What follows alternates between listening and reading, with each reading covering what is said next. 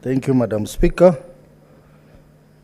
Madam Speaker, I rise pursuant to Standing Order 56(1)B to make a statement on the activities of the County Public Investments and Special Funds Committee for the period commencing April 2024 to September 2024. That is the last 5 months. During the period under review, the committee held a total of 65 meetings within and outside the precincts of Parliament to consider matters within its mandate. Honorable Speaker, during that period, the committee concluded interrogation of reports of the Auditor General on the financial public funds in counties for the years 2018-2019, 2019-2020, and 2020-2021, where we met 44 county executives. During the said interrogation, Madam Speaker, numerous cross-cutting issues affecting the operations of the funds were identified, and various recommendations are going to be provided in the reports that we are going to table. Madam Speaker, in the funds, we noted a lot of anomalies, including there being multiplicity of funds doing the same function. We had issues of non-compliance to the law. We had issues of governance and many other issues. Madam Speaker, all these issues are going to be detailed in our reports. Having concluded the consideration of the county funds, the committee embarked on interrogation of the audit report for county hospitals, county corporations, and county municipalities. Let me start with county hospitals, Madam Speaker. 47 county government manage a number of health facilities, including community health facilities, level 1, health dispensaries, which are categorized under level 2, health centers, level 3, county hospitals, which are categorized as level 4, and county referral hospitals, categorized as level 5, whereby we are talking about a total of 358 facilities, which are level 4 hospitals, and further 14 facilities, which are level 5 in the counties.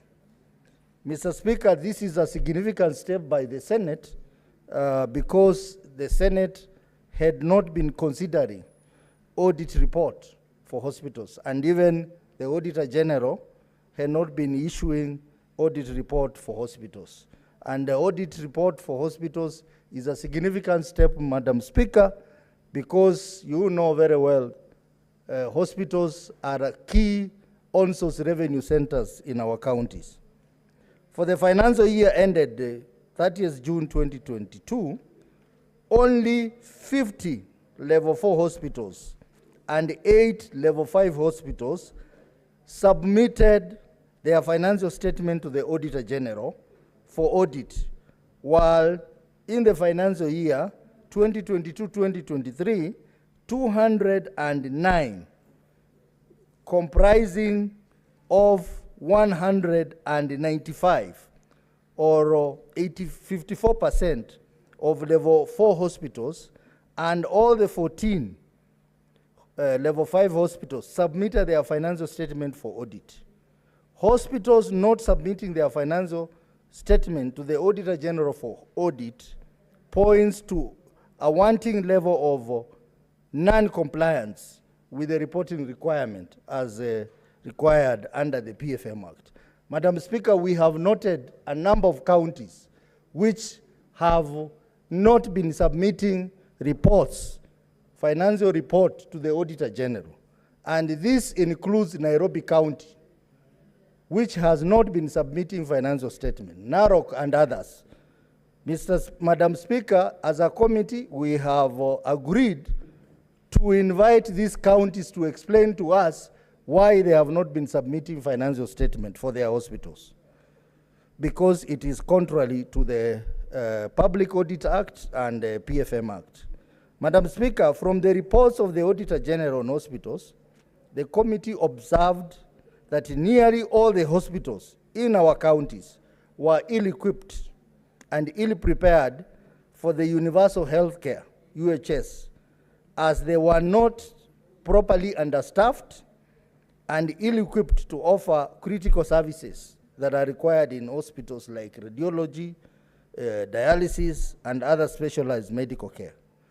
Madam Speaker, we also broke new grounds by starting to investigate the reports for municipalities, which was another new for the Senate, which had not been looking at municipalities. Honorable Speaker, the data available indicates that there are 110 gazetted municipalities established by 45 counties, with the Nairobi and Mombasa cities being deemed to be counties as stipulated under Section 6 and 27 of the Urban Areas and Cities Act, Cap 275. Kiambu County records the highest number of municipalities at 12 municipalities.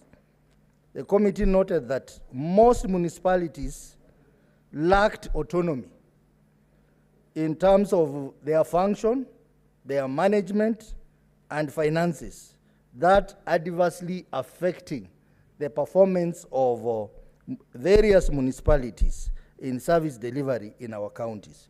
We noted that the Department of Lands and Physical Planning has been running municipalities contrary to the law in most of these municipalities, Madam Speaker.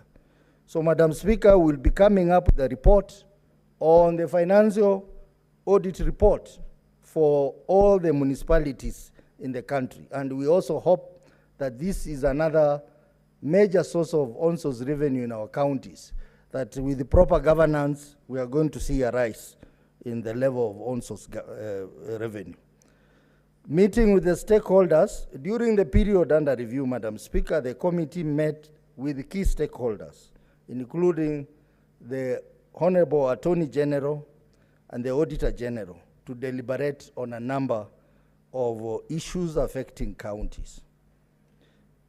The upcoming activities and reports, Honorable Madam Speaker, the committee has also adopted a total of 108 reports of all the water companies in Kenya, and we have processed them for tabling and debate in this House.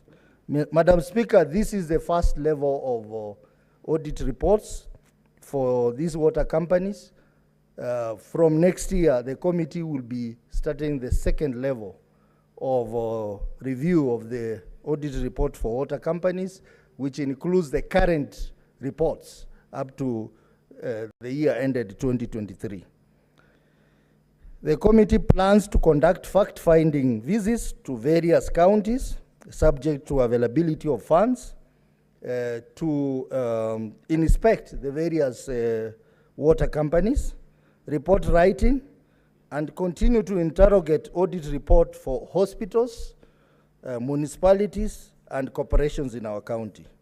In conclusion, Madam Speaker, from the interaction with the different county executives, the committee continues to observe that there is an apparent wastage and misappropriation of public resources in our counties, particularly the public funds which are established in our county.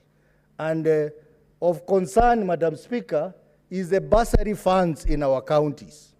Bursary funds in our counties have been misappropriated. And I think this House has to take a stand that bursaries, it is high time that we abolish bursary funds in our counties, because that is not a devolved function and the funds continue to be misused. I therefore implore the individual senators to enhance the oversight role through the Senate oversight function and ensure that the funds established in our counties and other entities are adequately monitored and observed to ensure that we get value for money for our people. I further wish to implore the House and its committees to hold governors to account for public resources under their control, noting that governors are the chief executive officers of counties as per Article 179 of the Constitution. They are responsible and the buck stops with them. Madam Speaker, with those few remarks, I submit. Honorable Godfrey Osotsi, Chairperson, CPIC. Thank you, Senator Osotsi. We will now receive a statement from statement pursuant to Standing Order 57-1 from the Senate Majority Leader. He will issue a statement on the business of the Senate for the week commencing